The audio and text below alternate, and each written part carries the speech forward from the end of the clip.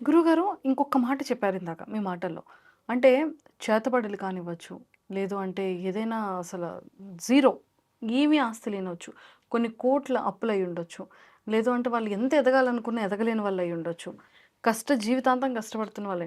ఇలాంటి వాళ్ళందరికీ కూడా అంటే దేన్ని చూసి ఈ అదృష్ట రత్నం అనేది ఇవ్వడం జరుగుతుంది? అంటే వాళ్ళ డేట్ ఆఫ్ బర్త్ ఉండాలా? లేకపోతే నక్షత్రాలు, రాశులు ఉండాలా? 13 సంవత్సరాల లోపు వాళ్ళకి మాత్రం డేట్ ఆఫ్ బర్త్ కంపల్సరీ అవసరమా? 13 సంవత్సరాల తర్వాత ఉంటే ఇవ్వచ్చు, లేకపోతే లేదు. దాని మీద అంత ప్రాముఖ్యత ఏం లేదు. మీ అవసరం ఏంటి? మీ అవసరం ఏంటి అనేది మెయిన్‌గా చూస్తాం. జనరల్‌గా ప్రతి మనిషి అవసరం ఏంటి? సంపూర్ణంగా ఐశ్వర్యవంతులై ఉండాలి. అంటే ధనము, బంగారము, ఇంట్లో సుఖము, శాంతి, పెరుగుదల. మూడోది అందరితో దండం పెట్టించుకునే మంచి పొజిషన్‌లో ఉండాలి. మూడో విషయం ఏంటంటే స్థిరత్వం. సొంత ఇల్లు, సొంత డబ్బులు, సొంత వ్యవహారము. నాలుగోది గురుత్వము. ఎవరికి ఏది మీ చేత్తో ఏది ముట్టుకుంటే అది బంగారం అవ్వాలి. ఏ వ్యాపారం చేసినా మీకొక నమ్మకం ఏర్పడాలి. నేను ఏది ముట్టుకుంటే అది బంగారం అవుతది.